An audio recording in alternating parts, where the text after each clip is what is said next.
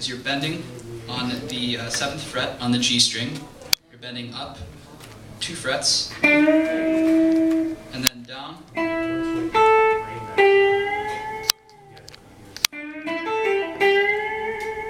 Or you can just not bend this note and just repeat it. And now this is where the question of speed comes in. And a lot of people ask me when I'm playing, like for example, I could take this.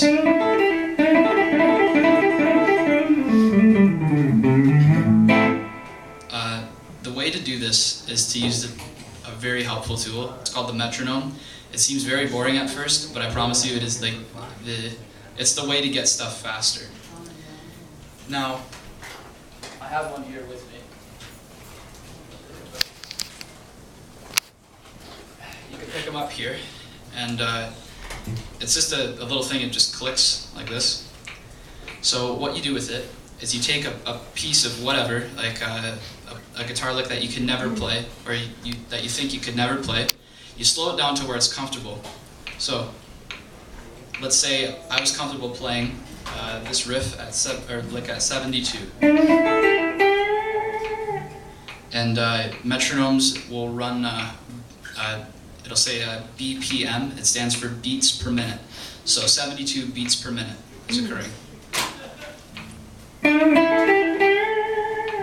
Now, what I would do, I'd listen to this beat, and we know that in music, in most blues, we're working with 4/4 time. That means for each bar, we count 1, 2, 3, 4. And then we repeat 1, 2, 3, 4. Now with that knowledge, we can apply this metronome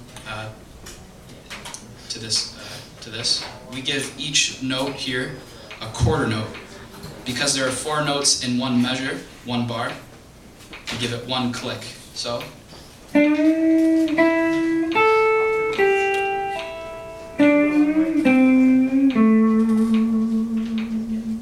And now, day 1, if you were to sit down and practice, you could take any guitar riff you want. Let's say it was.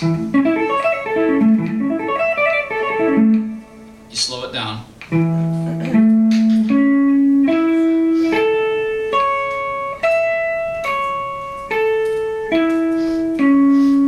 Giving each note 1 beat. Or if you could count 1/8 notes. This will allow you to move a little bit faster with the metronome. Not as in learn quicker, but just to play quickly with it. And what you're going to do is count 1 and 2 and 3 and 4 and.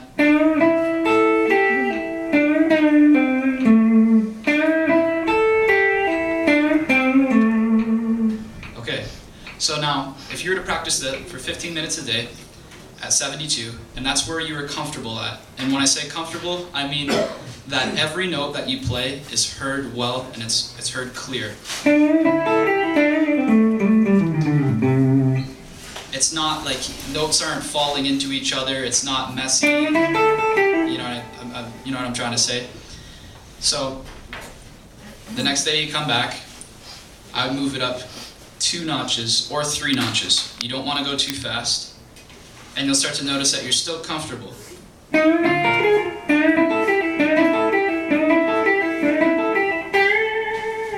And as you do this, you can take any guitar riff you want and just speed it up, and you'll learn it.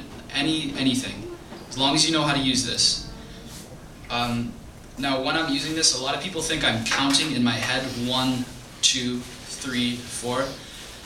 I only count when I'm reading music and using a metronome. I don't count using this and just playing a guitar riff. The reason why is because I'm focusing more on the physical aspect of playing it. You know, can I play this clean and well? Not can I play it in time. That's more of what I'm trying to describe to you. Anyways, that is a very handy tool, and you can't go wrong with it. I suggest one of these. Okay, now I'd like to talk about picking. I'd like to try and sell you 2 ideas about guitar picks. Number 1, life is a lot easier with a rigid pick, and number 2, pointy pick. Reason for this is because if you don't play with a rigid pick, it'll flop around on you. So when you get into sweep picking, if you ever approach that, the pick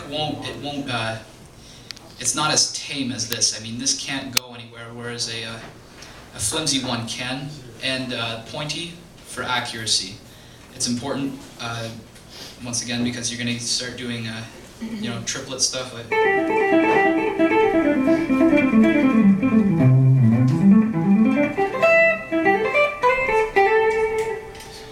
It's very important to have a pointy pick.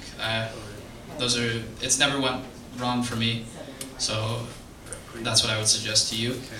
And also, when you're just starting off, you're going to come across two methods you're going to hear about. One being alternate picking. The pick is going to follow a, can you guys see it over there? All right.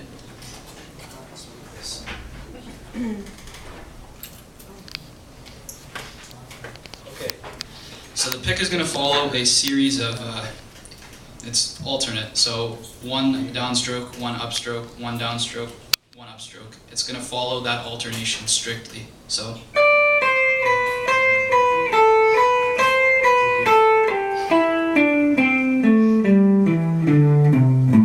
Exaggerating that movement. You don't want to have much movement in your elbow. You want to keep your wrist relaxed too. So there's alternate picking, and then there's economy picking.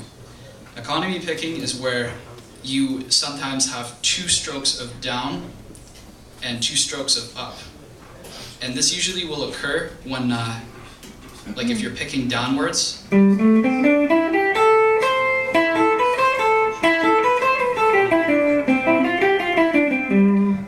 in the direction you're going. So there is multiple downstrokes or multiple upstrokes. So that's economy picking. I do a mixture of both. I usually just do what's comfortable for me. I mean, I don't really sit down with like following what strokes I'm going over, but I should. But I find I can get any riff just as clean as the other guy. So I do what's comfortable for me. Another very important tip to speed or accuracy is if you're holding your pick straight against the string, you're gonna come across a lot of resistance. I mean, you slam into the string rather than brush across it and pick it. So what I do is instead of playing like this, what I do is I tilt the pick so that there's an angle of attack across the strings, and this will allow for much easier picking. So,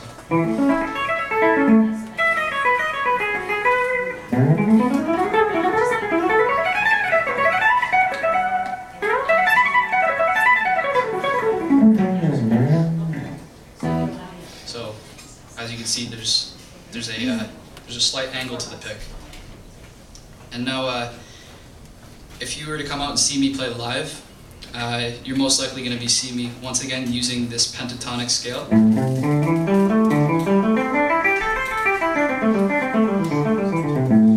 I'm going to be doing a lot of bending.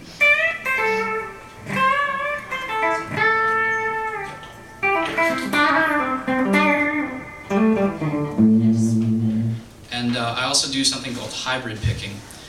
This is really it's a useful thing to know, only because you can get the fleshy tone from your finger without having to tuck your pick away like this in your hand. So your pick is at your disposal for your speed, but you also have the option of using your flesh for tone. So you also hear it in the song Cliffs of Dover.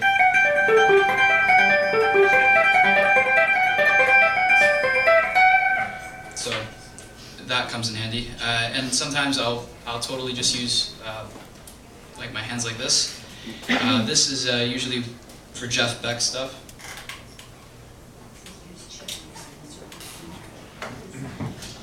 Vegh is strictly with his hands, and he uses a lot of the tremolo, and I do an okay impression of him, so bear with me.